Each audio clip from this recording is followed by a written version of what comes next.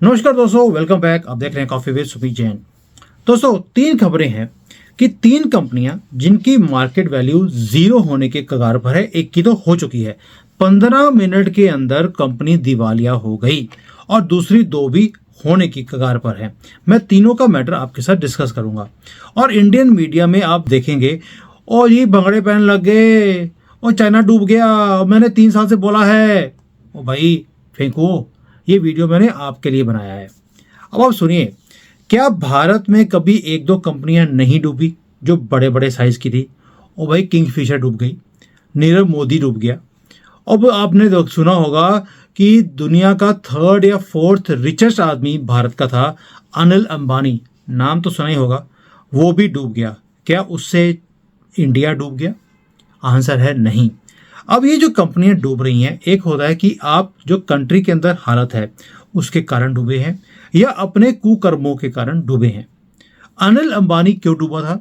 क्योंकि उसने इतना पैसा इधर उधर अनाप शनाप यूज किया टीना अंबानी के बोलने पर कि भाई डूब गया। नीरव मोदी का भी यही हाल था। और जो हमारा माल्या था किंगफिशर वाला, उसका तो आपको पता ही है कि उसके शौक कैसे थे। डूबना तो लिखा ही हुआ था। वही काम अब इन कंपनीज के साथ भी हुआ है। मैं आपको पूरा मैटर समझाऊंगा कि हुआ क्या। अब ये कंपनी है चाइना तियानरुई ग्रुप। अब ये सीमेंट की कंपनी है। हांगकांग के अंदर ट्रेडिंग शुरू हुई और 15 मिनट के बाद $5 का शेयर $0.05 के ऊपर रह गया, यानी कि बिल्कुल जीरो हो गया। 99% इनकी वैल्यू जीरो हो गई। अब प्रॉब्लम क्या है? इन्होंने उन शेयर्स को बैंक्स के अंदर गिरवी रखा हुआ था और उसके अगेंस्ट इन्होंने पैसे उठाए हुए थे, यानी कि बैंकों के भी पैसे उतने ही मर जाएंगे। अगर मार्केट में जिन्होंने शेयर खरीदे थे उनकी वैल्यू खत्म हुई है तो बैंक के पास भी अब लोन वापस आने की कोई उम्मीद नहीं है। अब इससे पूछा गया तो ये बोलता है कि जी डिमांड ही कम है। ओ भाई, डिमांड इतनी तो नहीं कम हो गई कि 99% आपकी वैल्यू ही जीरो हो जाए। अब इसका रीज़न क्या है? इन्होंने भी पैसे अनाप शनाप बिल्डिंग्स खरीदने में, फॉरेन में इन्वेस्टमेंट्स करने में वहाँ लगा दिए। जब आप बिजनेस में से पैसा निकालकर इधर उधर लगाएंगे तो यही हाल होता है। और भाई, मैं खुद कंसल्टेंट हूँ, मैं हर रोज़ ऐसी कंपनीज को ढूंढता हूँ जो, या उनकी मैं कंसल्टिंग करता हूँ जो दिक्कत में होते हैं। और ज़्यादातर लोग जो कंपनीज होती हैं वो दिक्कत में तभी आती हैं जब ओनर्स पैसे बिजनेस में से निकाल कर इधर उधर लगा देते हैं। उन्हें लगता है अब तो हम हार ही नहीं सकते, हमारे पास तो विनिंग फॉर्मूला आ गया जो कि किसी के पास है ही नहीं। ये हालत होती है इन कंपनीज की, और इसके साथ भी ऐसे ही हुआ। और आप सोच के देखिए कि अब इसके ऊपर इतना प्रेशर डाला जा रहा है गवर्नमेंट की तरफ से भी, बैंक्स की तरफ से, कि आप वापस करिए पैसा, लेकिन ये करने की हैसियत इसकी नहीं है। क्यों? मिस मैनेजमेंट है कंपनी के अंदर कंप्लीटली। अब एक कंपनी मैंने बता दी आपको, सीमेंट वाली, ये तो दिवालिया होगी 15 मिनट के अंदर।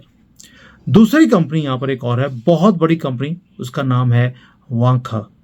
वो भी एक चाइनीज रियल एस्टेट कंपनी थी नहीं, है सबसे पहली रियल एस्टेट कंपनी जो चाइना में स्टॉक मार्केट में रजिस्टर हुई थी, वो वांखा थी। इतनी बड़ी कंपनी है और वो दिवालिया होने के कगार पर है। बैंकों के पैसे वापस नहीं हो रहे। चाइनीज गवर्नमेंट को इंटरवीन करना पड़ा बैंक्स को बोलने के लिए कि भाई आप इसको पैसे दे दीजिए या इसके लोन्स को रिस्ट्रक्चर कर दीजिए, लंबे टाइम के ऊपर इसको डाइवर्ट कर दीजिए। यानी कि अगर इसके पास 5-6 साल के लोन की टर्म्स थी, उसको 20 साल कर दीजिए और इसकी रीपेमेंट जो है वो भी 4 गुना कम हो जाएगी, इसके ऊपर प्रेशर कम हो जाएगा, ये बच जाएगा। कंपनी के अंदर प्रॉब्लम नहीं है तो इस कंपनी ने भी क्या किया, भी खुद वांखा है, वांखा ने एक कंपनी खड़ी करी, एक कंपनी को बोल दिया कि तू मेरे प्रोजेक्ट्स को पूरा कर, यानी कि कंस्ट्रक्शन का काम तू कर, मेरा काम मार्केटिंग का है। इन्हें बोला बिल्कुल ठीक है, लेकिन मुझे बनाने के लिए मुझे पैसा चाहिए। तो वांखा ने सी कंपनी खड़ी करी और सी से लोन दे दिया ए को, और साथ में ये बोल दिया कि भाई तेरा ब्याज होगा 40%। अब आप सोच सकते हैं 40% ब्याज से कौन बचेगा? कोई बच नहीं सकता। लेकिन ये टर्म्स रखी क्यों? वांखा ने ए को बोला ये 40% जो ब्याज है ना, ये तो ट्रांसफर कर दे मेरे फॉरेन के अकाउंट में। अब रीजन क्या था? रीज़न ये था, ये भी एक स्टेट ओन्ड कंपनी थी। इसकी भी स्टोरी बड़ी दिलचस्प है। ये जो कंपनी थी, इसको किसी ने टेक ओवर करने की कोशिश करी चाइना के अंदर। तो ये कंपनी गई चाइनीज़ गवर्नमेंट के पास कि माई बाप, ये कंपनी हमारी को टेक ओवर करने की कोशिश कर रहा है, हम सबसे पुरानी कंपनी है, आप हमारी हेल्प कीजिए। तो चाइना में जो शेंजन मेट्रो है, उन्होंने इसके अंदर 30-40% अपना स्टेक इंक्रीज कर दिया और इस कंपनी को टेक ओवर करने से बचा लिया। अब इसके अंदर यानी कि चाइनीज़ गवर्नमेंट का स्टेक लगा हुआ है और चाइनीज़ जो गवर्नमेंट है वही इस कंपनी को देखरेख भी करती थी, चलाती भी थी। अब जब गवर्नमेंट बीच में एंटर करेगी तो यार धांधली करनी तो बनती ही है। और जो इनके सीईओ थे, एमडी थे, वो कहते यार सैलरी से क्या होगा, थोड़ी सी एक्स्ट्रा इनकम ले लेते हैं। तो इन्होंने ए को बोला भैया 40% ब्याज लगेगा, पैसे जाएंगे इंटरेस्ट के मेरे फॉरेन के खाते में, और तू अपना प्रोजेक्ट्स को पूरा करता रहे।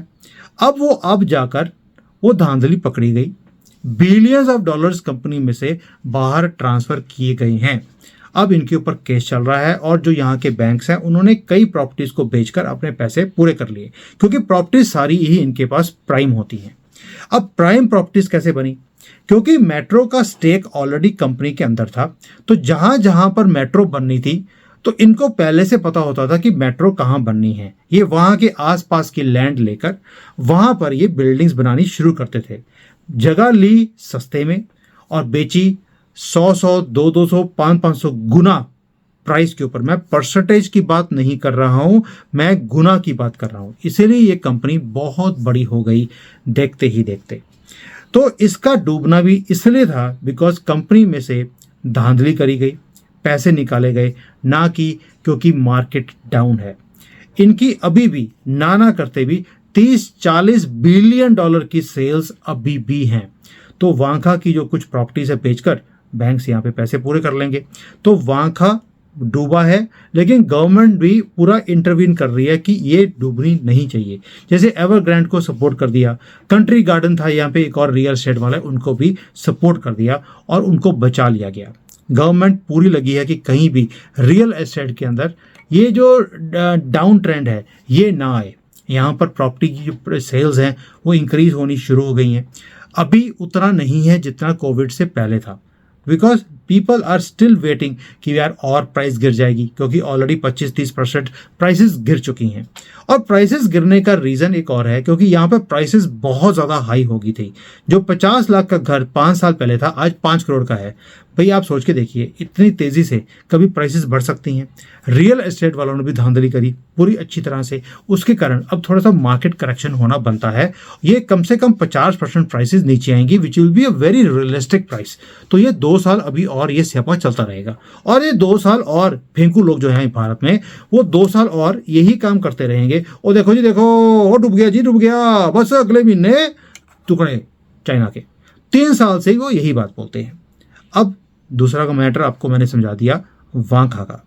अब तीसरी एक कंपनी और है जिसको शियान ग्रुप बोलते हैं।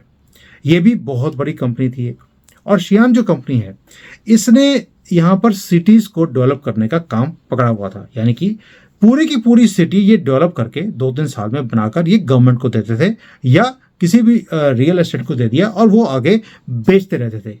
ये जब सिटी बनाते थे उसके अंदर मेट्रो हो, एयरपोर्ट हो, कुछ भी हो, 3 साल में सारा कुछ बनाकर ये रेडी कर even school, college, government buildings, everything ready ये बनाकर देते थे। अब कई सिटीज़ घोस्ट सिटीज़ में कन्वर्ट हो गई, कोई गया ही नहीं उसमें। उसके कारण क्या हुआ कि एक कंपनी डूबनी शुरू हो गई। इसका रीज़न एक और भी है। ये तो इवन कि सिंगापुर के पास जाकर इन्होंने एक सिंगापुर टाइप सिटी एक और बनाने की भी वहाँ पर इन्होंने प्रोजेक्ट्स पकड़े हुए थे। तो आप समझ सकते हैं कि रियल एस्टेट में इसका कितना बड़ा नाम था। अब इसके डूबने का रीज़न क्या था? इसके रीज़न भी यही था कि इन्होंने डाइवर्ट किया और इंटरनेशनल जाके जो फुटबॉल क्लब होते हैं उसमें इन्वेस्टमेंट्स कर दिए और फार्मूला 1 में कर दिया। वही काम जो माल्या ने किया था, फार्मूला 1 में पैसे लगा दिए, लड़कियों में पैसे लगा दिए, वही काम इन्होंने किया। इसलिए इनका भी डूबना तय था। कई बार क्या होता है कि जब आप पैसों को ऐसे अनाप शनाप चीज़ों में आप खर्च करते हैं तो कंपनियां बच नहीं सकती और उसके बाद दोष दिया जाता है गवर्नमेंट की पॉलिसीज़ के ऊपर। और भाई माल्या अगर डूबा है उसमें गवर्नमेंट का क्या कसूर था? ज़ीरो। नीरव मोदी डूबा, उसमें गवर्नमेंट का कसूर क्या था? जीरो। अनिल अंबानी डूबा, किसका कसूर था? जीरो। अब मैं आपको अनिल अंबानी की भी एक केस समझाता हूँ। अनिल अंबानी ने अभी हिंदुजा से बात करी है कि वो 9-10 हजार करोड़ रुपए इन्वेस्ट करेंगे और इसकी जो रिलायंस कैपिटल, इसको वो सेव करेंगे या टेक ओवर करेंगे। रेट ऑफ इंटरेस्ट और लोन कहां से ले रहे हैं? जापान से। जापान का रेट ऑफ इंटरेस्ट कितना है? 1-1.5%। और इन्होंने बोला कि हम 8 या 9% के ऊपर लोन देंगे अनिल अंबानी को। अब आप सोच के देखिए, 1.5% के ऊपर लोन लेकर 9% के ऊपर ये वहां पे देने वाले हैं। बाकी का पैसा कहां जाएगा? वही जो यहां पर वांखा ने किया कि बाकी का पैसा फॉरेन के किसी बैंक में जमा कर दिया जाए। यही काम अनिल अंबानी के साथ भी किया जाएगा। और ऐसे ही ये बड़े कॉर्पोरेट्स पैसे कमाते हैं और पैसों को डाइवर्ट भी करते हैं, कभी अपने आप को बचाने के लिए और कभी अपने आप को डुबोने के लिए। अनिल अंबानी अब ये काम कर रहा है बिकॉज जीरो पैसा है, कोई सपोर्ट नहीं है, बिल्कुल जीरो रेपुटेशन है, इसलिए थोड़ा सा कैपिटल अपने पास खड़ा करने के लिए उसने ये काम करना शुरू कर दिया। अब हिंदुजा को फर्क नहीं पड़ता क्योंकि उसने इसमें से इतने पैसे कमा लेने हैं कि 4-5 साल में वो 10,000 करोड़ को बैंकों को वापस आसानी से कर सकता है। लेकिन ये 8% जो या 7% जो फालतू का रेट ऑफ इंटरेस्ट है जो हिंदुजा से वो ले रहा है या हिंदुजा इससे ले रहा है, उससे इसकी जिंदगी बड़े आराम से चल जाएगी। 10,000 करोड़ के ऊपर 7% का मतलब है 700 करोड़ रुपए एक साल के। अब आप समझ सकते हैं कि गेम्स कैसे चलती हैं। तो इसमें जो ये 3 मैंने चीजें बतानी थी आपको, एक कंपनी 15 मिनट में 99% वैल्यू नीचे गिर गई है, दिवालिया निकल गया। और वांखा डाउन आ गया है, गवर्नमेंट ने सपोर्ट करके बचा लिया उसको। लेकिन आगे आगे जैसे जैसे डेवलपमेंट्स होगी आई विल टेल यू। और सियान ग्रुप का बचाने के लिए अब गवर्नमेंट ने बोला है कि जितनी भी घोस्ट सिटीज हैं जहां पर कोई भी रहता नहीं है, अगर आपने मेरा घोस्ट सिटी के ऊपर वीडियो नहीं देखा, मैंने बहुत पहले 8-10 महीने पहले बनाया था कि ये घोस्ट सिटी होती क्या है और इसको रिवाइव करने के लिए चाइनीज गवर्नमेंट क्या कर रही है, आप जाके देख सकते हैं। लेकिन मैं आपको फिर भी एक नटशेल में बता दूं, गवर्नमेंट ने उन सिटीज को रिवाइव करना शुरू कर दिया। सबसे पहले जो अपने गवर्नमेंट के ऑफिस हैं उन्हें ट्रांसफर किया है वहां पर कि गवर्नमेंट के ऑफिस जाएंगे तो लोग भी जाएंगे। स्कूल कॉलेजेस को भी इन्होंने वहां पर ट्रांसफर कर दिया कि बच्चे जाएंगे तो पेरेंट्स भी आएंगे। तो इससे वो घोस्ट सिटीज चलनी शुरू हो जाएंगी। और थोड़ा सा जो बड़ी सिटीज हैं उसके अंदर जब स्कूल कॉलेजेस ट्रांसफर होंगे तो यहाँ पर भी पॉपुलेशन का प्रेशर कम होगा, क्योंकि बड़े सिटीज में बहुत ज़्यादा प्रेशर है पॉपुलेशन का। तो ये चीज़ें हैं जिसके कारण चाइना बच सकता है। बचेगा नहीं बचेगा वो टाइम बताएगा।